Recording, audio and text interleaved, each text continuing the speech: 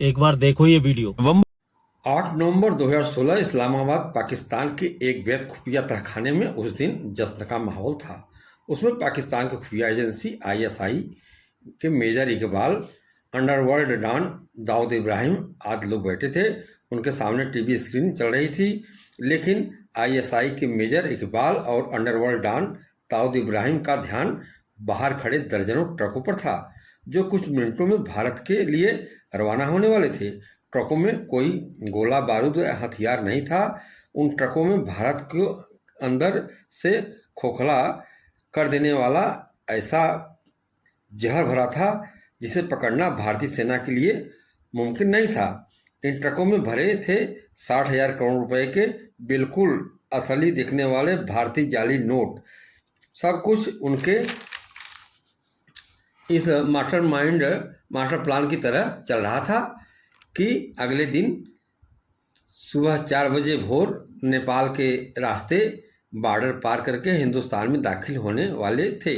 लेकिन तब तक टीवी स्क्रीन पर एक ब्रेकिंग न्यूज फ्लैश होती है, जिसमें भारतीय प्रधानमंत्री नरेंद्र मोदी राष्ट्र को संबोधित करते हुए टीवी स्क्रीन पर आते हैं और कमरे में अंधेरा छा जाता है। फिर पीएम मोदी के मुंह से निकले एक फैसले ने पाकिस्तान के उस तहखाने में ऐसा भूकंप ला दिया कि कुछ मिनट में इन पाकिस्तानी मास्टरमाइंड आईएसआई प्रमुख के कमरे के छत पर दौड़ते हुए चढ़ता है और कुछ ही मिनट में वह कूदकर अपनी जान दे देता है। अब उस रात ऐसा क्या हुआ था, आपको पूरा डिटेल बताते हैं कि आखिर में उस रात ऐसा क्या हुआ था। पाकिस्तान में ऐसा क्या खौफनाक कहानी गढ़ी गई थी, जिसे मैं आपको बताते हैं। नमस्कार, प्रणाम, आदाब। मैं हूँ राकेश त्रिपाठी। मैं आपका स्वागत करता हूँ। और आपके मन में गूंज रहे एक ऐसे सवाल का मैं जवाब लेकर आया हूँ कि आप भी सुनेंगे तो अपने देश पर गर्व करेंगे और जय हिंद बिना बोले नहीं रहेंगे। निश्चित है कि आप जय हिंद बोलेंगे। सामाजिक साथियों, देश प्रेमियों, आखिर उस रात ऐसा क्या हुआ था?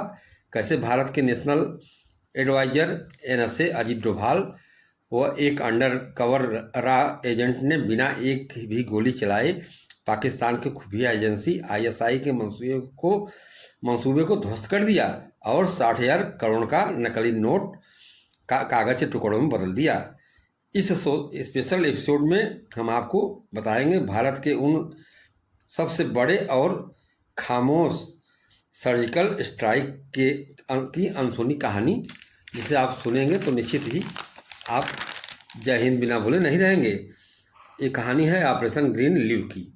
दरअसल आपको बता दूं कि इस खौफनाक साजिश की शुरुआत होती है 26 मई 2014 को रात, जब नरेंद्र मोदी ने भारत के प्रधानमंत्री पद की शपथ ली थी। मोदी को शपथ लेते ही पाकिस्तान में आईएसआई के मेजर इकबाल व आतंकी ग्रुप ने नेपाल के रास्ते 60,000 करोड़ रुपए भारतीय करेंसी भारत भेजने का मास्टर प्लान बनाया था। उनका इकलौता मकसद था कि भारत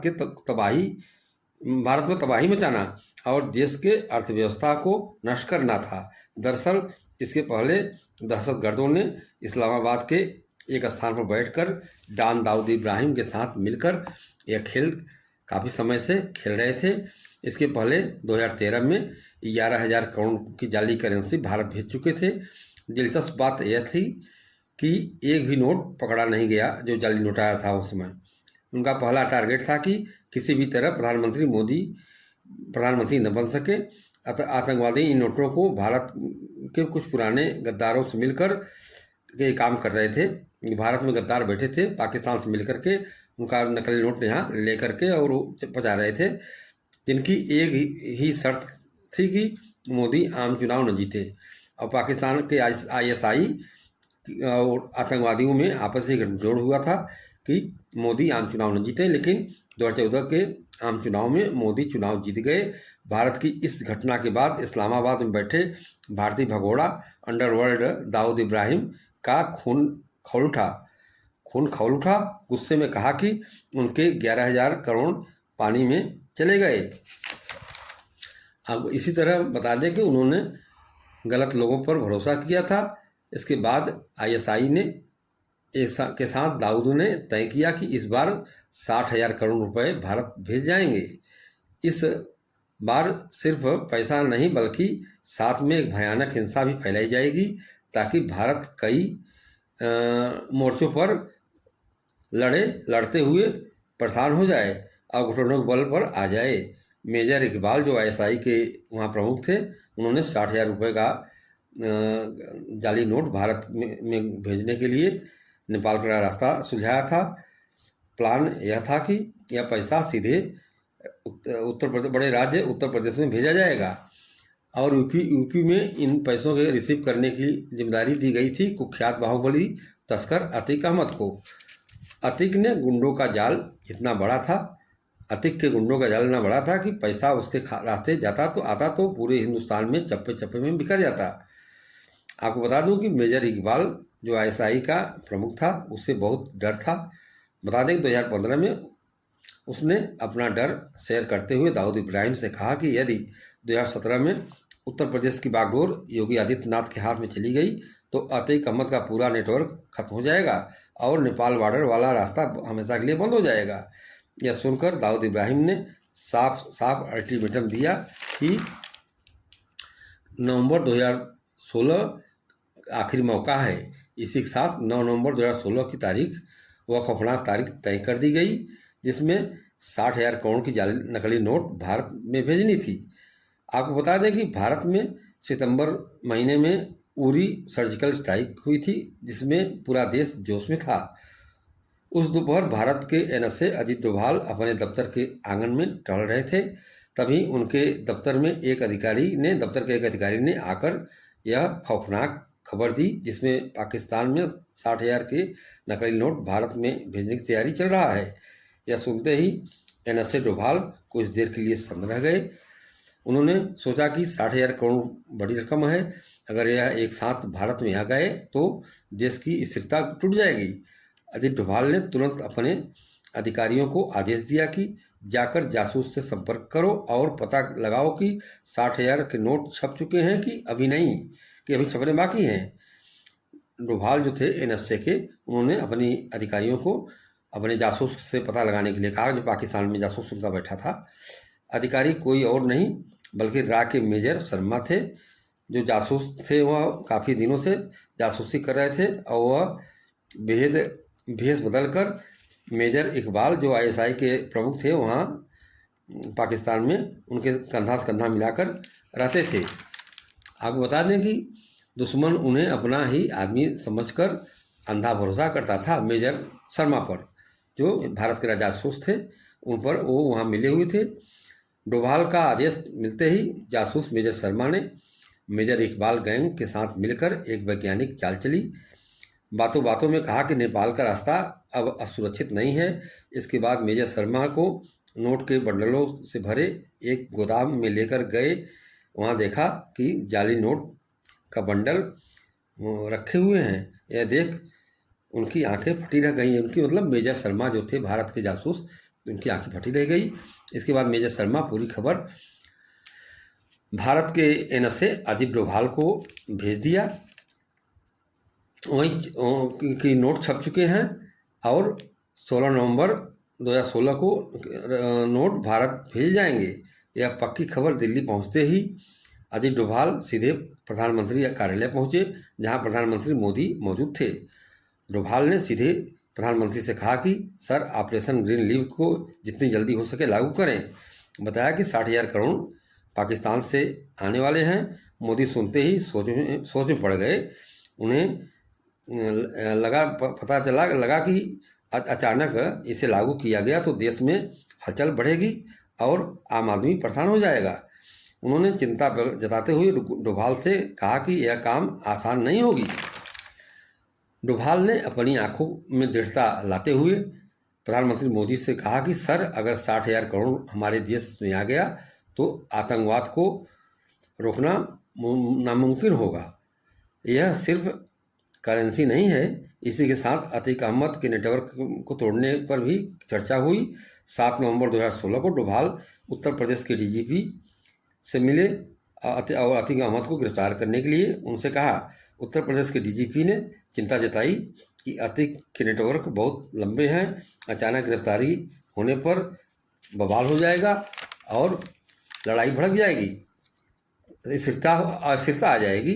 डोभाल ने डीजीपी से गंभीरता से अवगत कराया, कहा कि इसको करना है, अतिक को गिरफ्तार करना है तत्काल।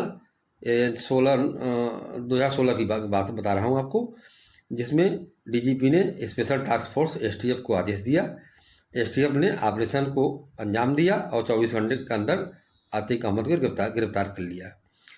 अब कहानी में वापस लौटते हैं, आपको ले चल रहे हैं 8 नवंबर 2016 की उस खौफनाक रात पर।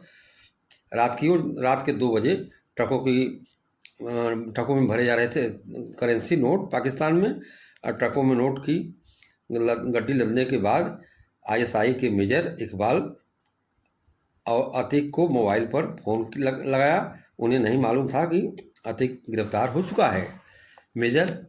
पाकिस्तानी मेजर इकबाल हुक्म था कि 9 नवंबर को सुबह 4 बजे तुम्हें यह नोट नेपाल बॉर्डर पर रिसीव करना है।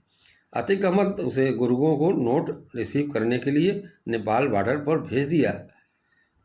उन्हें बड़े बारीकी से भेजा कि एसटीएफ पुलिस को पता नहीं चला। उधर पाकिस्तान से नोटों से भरे ट्रक भारत आने के लिए तैयार खड़े थे। हमारे जासूस मेजर शर्मा पल पल की खबरें दिल्ली भेज रहे थे।